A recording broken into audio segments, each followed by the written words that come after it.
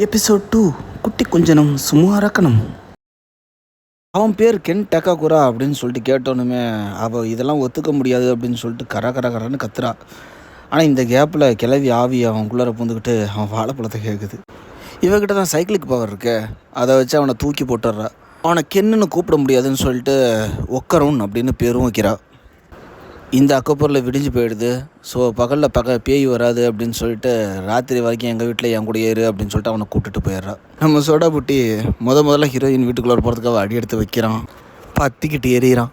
கடிகாரத்தை எந்த கடையில் வாங்கினாலும் அவனுக்கு நேரம் சுத்தமாக சரியில்லை. அப்பையும் மிஸ் ஹயாசே தான் அவனை தூக்கி தண்ணியில் போட்டு காப்பாற்றுறா. அவன் பத்திட்டு எரிஞ்சதுக்கு காரணம் நம்ம மாந்திரிக பாட்டி மந்திரிச்சு ஓட்டின அந்த யந்திரம். அப்புறம் அதை பிச்சு கையில் வச்சுக்கிட்டு அவனை வீட்டுக்குள்ளே அழைச்சிட்டு போகிறான்.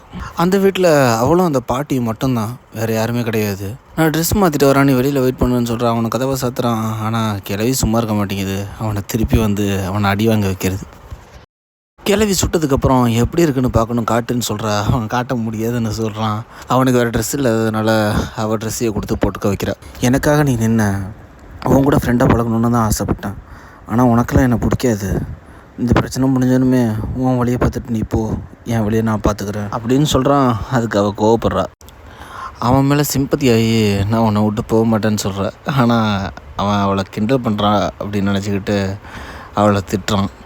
ரெண்டும் அடிச்சுக்குது. அப்பன்னு பார்த்து அவங்க வீட்டுக்கு காலிங் பெல் அடிக்குது. அப்போ தான் சொல்கிறா, அவங்க வீட்டில் 2 காலிங் பெல் இருக்குது. ஒன்று மனுஷங்களுக்கு, இன்னொன்று அமானுஷங்களுக்கு. இப்போ அடித்தது அமானுஷ்ய மணி. அப்போ தான் அவளுக்கு வாசலில் இருந்த எந்திரத்தை பிச்சது ஞாபகம் வருது.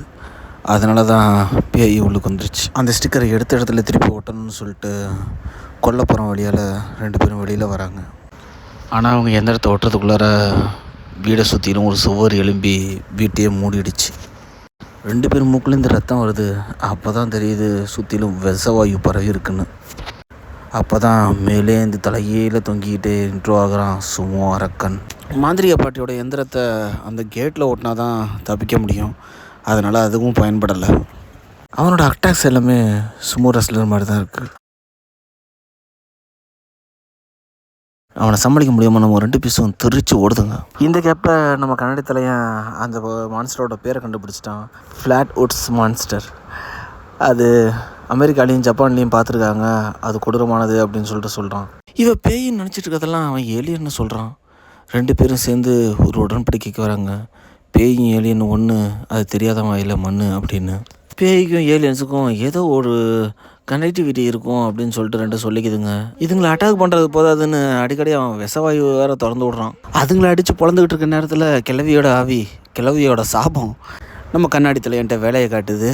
எதுக்கும் துணி இந்த சோடா புட்டி அந்த சாபத்தோடையே அரக்கனை எதிர்க்கணும்னு முடிவு பண்ணுறான். மிஸ் ஹயாசி அவன் சாபத்தை அவளோட சைக்கிளிக் பவரால் கண்ட்ரோல் பண்ணுறான். அந்த அரக்கன் வந்ததுலேருந்து எனக்கு துரோகம் பண்ணிட்டீங்கன்னு கதறிக்கிட்டு இருக்கான்ல, அது என்னான்னு கேட்டால் அந்த சோடா புட்டியோட மர்ம தேசத்தை அந்த அரக்கன்ட்ட ஒழிச்சு வச்சது தான் அவங்க சொன்ன துரோகமாக. இப்போ தான் நம்மளு அவனோட பவரும் அவனோட அந்த கிளவியோட பவரும் சேர்ந்து ஒரு ஹைக்ரேட் வெர்ஷனாக உருவெடுக்கிறான். இந்த ஹைக்ரேட் தான் இந்த கதையோட ஹீரோ மெட்டீரியல். மிஸ் ஹயாசேவையும் அந்த அட்டாக்லேருந்து காப்பாற்றுறான். இந்த ஹைப்ரிடோட கேரக்டர் ஸ்கெட்ச் என்னென்னா, ரொம்ப சோம்பேறித்தனம், எப்போ வேணால் சாகலாம், எதுக்கடா வாழ்கிறோம் அப்படின்ற மாதிரி ஒரு ஸ்ட்ரெஸ்ஃபுல்லான ஒரு லைஃப்பில் இருக்கிற மாதிரியே ஒரு ஃபீலிங்கு, அதோடைய வாழ்க்கை நடத்துகிற மாதிரியான ஒரு கேரக்டர் ஸ்கெட்ச் இதுதான் அந்த கிழவியோட சாபம். ஆனால் நம்ம ஹீரோ அந்த சாபத்தை ஹேண்டில் பண்ணுறதுக்கு கற்றுக்கிட்டான். ஆனால் அதை அவனால் ஃபுல்லாக கண்ட்ரோல் பண்ண முடியல. ரத்தம் வந்து எடுத்துகிட்டு பொத்துன்னு கீழே விழுந்துடுறான். ஹயாசே தான் அவனை காப்பாற்றுறான். அது ஒரு செய்யுது. அது ரெஸ்லிங் மேட்ச்சுக்கு கூப்பிடுது. அதை தோக்கடிச்சிட்டு அதை அடிப்பணிஞ்சிடணும்னு சொல்லிட்டு இவங்களா ஒரு முடிவுக்கு வராங்க. அதை தோக்கவும் அடிக்கிறாங்க. ஆனால் அதை அடிப்பணியலை. அது ஒரு மல்யுத்த வீரராக இருந்தாலும் அது தோற்றதுக்கு அப்புறமும் இவங்க 2 பேர்த்தையும் அட்டாக் பண்ணுறதுனால ஹீரோயின் செம்ம காண்டாயிட்டா. அதை நானே கவனிச்சுக்கிறேன்டா அப்படின்னு சொல்லிட்டு ஒரு கை பார்க்க ஆரம்பிக்கிறான். இதுக்கு இடையில் அவனை கிழவியோட சாபத்திட்டேருந்து காப்பாற்றிக்கிட்டு அந்த அரக்கன் அவளை அட்டாக் பண்ணுறதுக்காக செவுத்தில் போட்டு குத்துன்னு குத்துறான். அதனால அந்த செவுத்தில் கேப் விடுவுது. அந்த கேப்பு அவளை டோரிகேட்டுக்கு வெளியில் இருக்கிற மாதிரி வைக்குது. அதை பயன்படுத்திக்கிட்டு அந்த எந்திரத்தை எடுத்து டோரிகேட்டில் ஓட்டுறா. அதனால அந்த அரக்கன் மறைஞ்சு போயிடுறான். இவ்வளோ நேரம் போராடினரில் டயர்டாகி மிஸ் அயாசி மயக்க போட்டு கீழே விழுந்துடுறா. கிளையோட சாபம் டக்காகுராவை மோசமாக அஃபெக்ட் பண்ணுது. அடுத்த எபிசோடில் சந்திப்போம். பாய்.